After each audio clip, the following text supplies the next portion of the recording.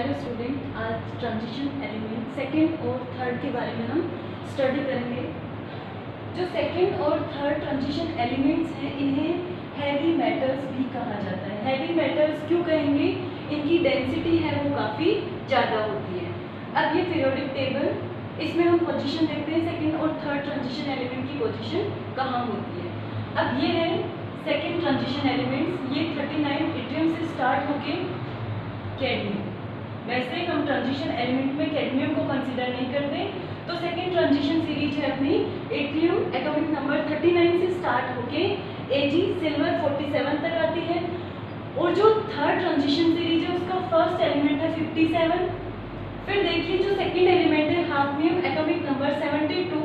अब इन दोनों के बीच के जो 14 एलिमेंट है वो नीचे लेंथेनॉइड सीरीज का फॉर्मेशन करते हैं। लेंथेनॉइड सीरीज 58 to 71 सीरियम से लेके ल्यूटीशियम तक, फिर उसके बाद 72 और 79 ऑरम तक, और जो 80 एलिमेंट है वो है मरकरी। तो हम पोजीशन में देख सकते हैं एस और पी ब्लॉक के बीच में वाला डी ब्लॉक ये 3D सीरीज है और 4D सीरीज। 4D सीरीज में हमें ध्यान रखना है फर्स्ट एलिमेंट है लेंथेनम, उसके बाद के जो 14 एलिमेंट हैं उनमें 4f में इलेक्ट्रॉन भरे जाते हैं, 14 इलेक्ट्रॉन फिल करेंगे। तो ये 14 एलिमेंट है वो नीचे की तरफ लेंथेनॉइड सीरीज का फॉर्मेशन करेंगे। इससे इनके काफ़ी फैक्टर्स हैं वो अफेक्ट होते हैं। फिर हाफनियम 72 और फिर वहाँ से लेके मरकरी 80। नेक्स्ट है इलेक्ट्रॉनिक कन्फिग्रेशन 3D सीरीज। और जो 3D सीरीज है वो 39 एट्रियम से स्टार्ट होती है। तो इससे पहले जो अपने नोबल गैस आ रही है वो क्रिप्टॉन, नोबल गैस का कन्फिग्रेशन फिक्स कन्फिग्रेशन है, ये स्टेबल होती है। तो ज़्यादा लंबा कन्फिग्रेशन नहीं लिखिए, जस्ट पहले जो नोबल गैस आती है उसका शॉर्ट में लिख दिया जाता है, उसका नाम लिख देंगे फिर स्क्वायर ब्रैकेट में। तो और ये क्रिप्टॉन का कन्फिग्रेशन यहाँ तक का दे रखा है। अब यहाँ एट्रियम से लेके कैडमियम तक जो सेकेंड ट्रांजिशन सीरीज है उसमें जो इलेक्ट्रॉनिक कन्फिग्रेशन है उसमें काफ़ी वेरिएशन होता है। उसमें सबसे इम्पोर्टेंट है जो एग्जाम में आपको पूछ सकते हैं पैलेडियम, क्योंकि पैलेडियम का जो कन्फिग्रेशन है उसमें 5s में 0 विन्यास होता है। कोई तीनों ट्रांजिशन सीरीज में केवल पैलेडियम के कन्फिग्रेशन में s0 विन्यास आता है और किसी में भी s0 विन्यास नहीं है।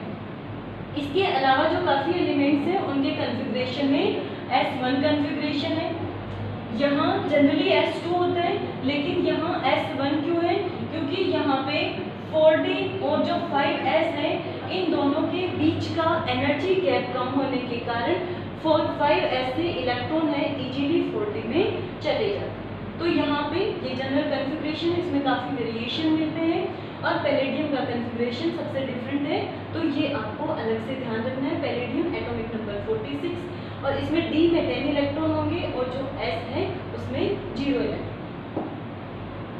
नेक्स्ट है थर्ड ट्रांजिशन सीरीज में इलेक्ट्रॉनिक कन्फिग्रेशन। अब थर्ड ट्रांजिशन सीरीज से पहले जो नोबल गैस आ रही है वो है जिनोन एटॉमिक नंबर 54। अब लेंथेनम में वो 57 से स्टार्ट होगी, तो 3 इलेक्ट्रॉन फिल करेंगे, एक 5D में आ जाएगा और 2 s2 में। यहाँ पे जो एक्सेप्शन है एक प्लेटिनम है और दूसरा आ जाएगा यहाँ पे ऑरन, क्योंकि इन दोनों में s में 1 इलेक्ट्रॉन है और सभी में s में 2 इलेक्ट्रॉन। फिर नेक्स्ट आता है जनरल कैरेक्टर्स। जो 3D और 4D और 5D सीरीज है उनके general characters. Element show a strong similarity in their chemistry with A group. Generally ये होता है कि एक ग्रुप के एलिमेंट्स की जो केमिस्ट्री है उनकी केमिकल और फिजिकल प्रॉपर्टी है वो ऑलमोस्ट सिमिलर होती है, लेकिन यहाँ पे काफ़ी वेरिएशन हमें दिखाई देता है। फर्स्ट के कंपैरिजन में सेकंड और थर्ड में काफ़ी डिफरेंस होता है यहाँ पे। अब यहाँ पे जो होता है यहाँ पे 3D का 4D और 5D से चेंज क्यों आता है? पीछे अपन ने देखा कि यहाँ पे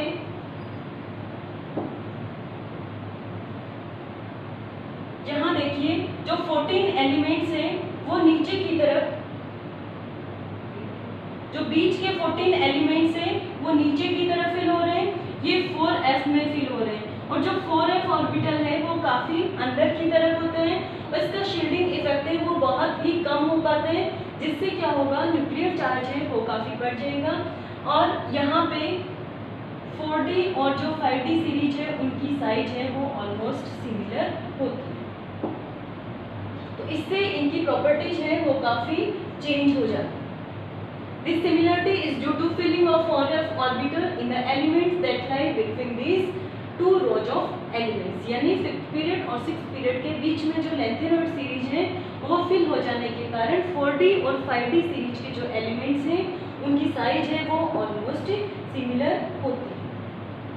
नेक्स्ट टॉपिक है अपने 4D और जो 5D सीरीज है उनकी atomic and ionic radius. Atomic और आयनिक रेडियस क्या होती है ये अपन ने पिछले लेक्चर में चर्चा की थी। अब अपन देखते हैं कि 4D और 5D सीरीज है उनमें साइज में वेरिएशन किस तरीके से आता है। जनरली ये होता है कि हम एक ग्रुप में ऊपर से नीचे जाएंगे तो नंबर ऑफ शेल्स है वो इंक्रीज होने के कारण एटॉमिक साइज है वो इंक्रीज होगी। यहाँ भी जो फर्स्ट थर्ड बी ग्रुप है इसमें स्कैंडियम से इट्रियम पे जाएंगे साइज इंक्रीज होगी, इट्रियम से लेंथेनम पे जाने पे भी साइज इंक्रीज होती है। लेकिन टाइटेनियम से जर्कोनियम पे जाएंगे यानी फर्स्ट ट्रांजिशन सीरीज से सेकंड ट्रांजिशन सीरीज में जाएंगे तो साइज इंक्रीज होती है, लेकिन सेकंड और थर्ड है इनकी साइज है वो ऑलमोस्ट सिमिलर होगी। साइज का क्या रीजन है यहाँ पे लेंथेनॉइड कॉन्ट्रैक्शन 57 से 72 के बीच में 14 लेंथेनॉइड एलिमेंट्स आ जाते हैं और लेंथेनॉइड्स में रेगुलर साइज है वो डिक्रीज होती है जिसे हम लेंथेनॉइड कॉन्ट्रैक्शन कहते हैं। इसके बारे में डिटेल में अपन लेंथेनॉइड एक्टिनॉइड की स्टडी करेंगे तब देख लेंगे। यहाँ सिर्फ अपन को ये देखना है कि लेंथेनम से आगे जो 14 एलिमेंट्स आते हैं उनकी साइज है वो रेगुलर डिक्रीज हो जाएगी। यहाँ पे साइज है वो डिक्रीज होने के कारण क्या हो जाएगा ग्रुप में ऊपर से नीचे जाने पे साइज है वो इंक्रीज नहीं होगी, इन दोनों की साइज है वो ऑलमोस्ट क्या होगी यहाँ पे इंक्रीज। अब नेक्स्ट है ऑक्सीडेशन स्टेट।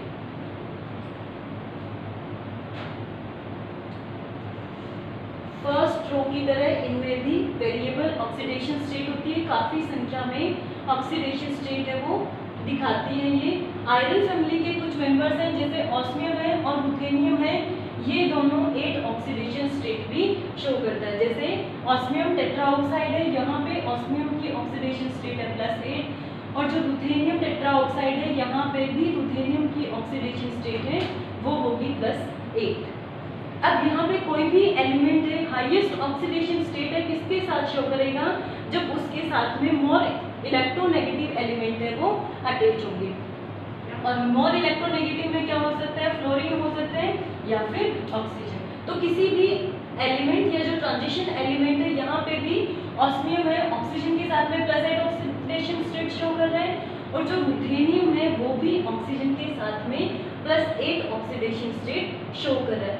ऐसा क्यों होगा क्योंकि मोर इलेक्ट्रोनेगेटिव एटम है वो इजीली मैटर से इलेक्ट्रॉन गेन कर लेगा, तो मेटल है वो इजीली इसको इलेक्ट्रॉन डोनेट कर देगा।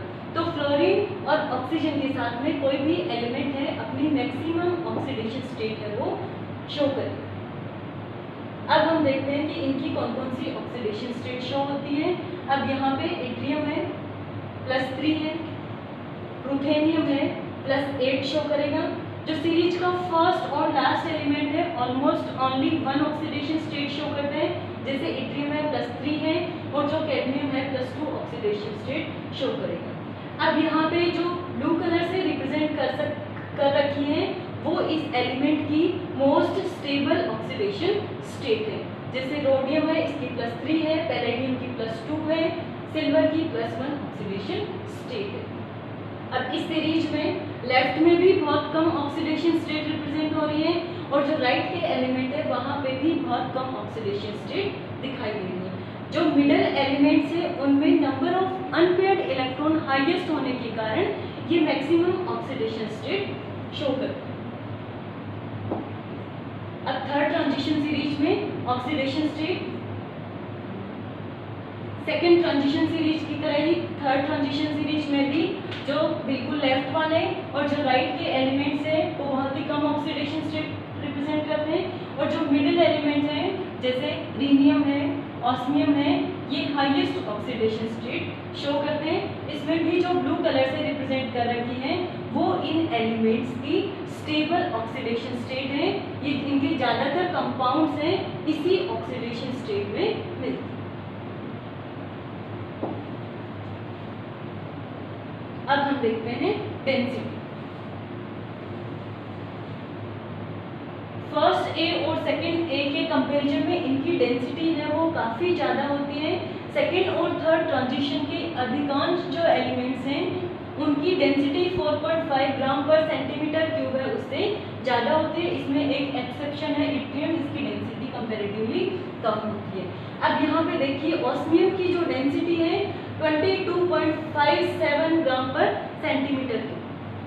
इरिडियम है उसकी 22.61 ग्राम पर सेंटीमीटर क्यूब। इसे हम इस तरीके से देख सकते हैं, अगर इन मेटल्स की अगर एक फुटबॉल के बराबर साइज की बॉल बनाई जाए तो वो कम से कम 350 किलो की हो।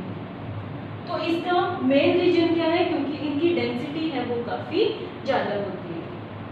अब यहाँ पे सेकंड के कंपैरिजन में जो third element, third transition series के एलिमेंट्स हैं उनकी डेंसिटी काफ़ी ज़्यादा होती है। डेंसिटी हम कैसे कैलकुलेट करेंगे, density equals to mass upon volume. तो सेकंड ट्रांजिशन सीरीज से अगर हम थर्ड ट्रांजिशन सीरीज में जाएंगे तो एटॉमिक नंबर इंक्रीज हो रहा है तो मास इंक्रीज होगा, बट इन दोनों की साइज है वो ऑलमोस्ट इक्वल होगी। साइज ऑलमोस्ट इक्वल होगी मीन्स वॉल्यूम वाला फैक्टर है दोनों का बराबर हो जाएगा, और मास इंक्रीज हो रही है तो इनकी डेंसिटी भी क्या हो जाएगी, इंक्रीज हो जाएगी। तो सेकेंड ट्रांजिशन सीरीज के कंपैरिजन में जो थर्ड ट्रांजिशन सीरीज है उनकी डेंसिटी है वो ऑलमोस्ट डबल होगी।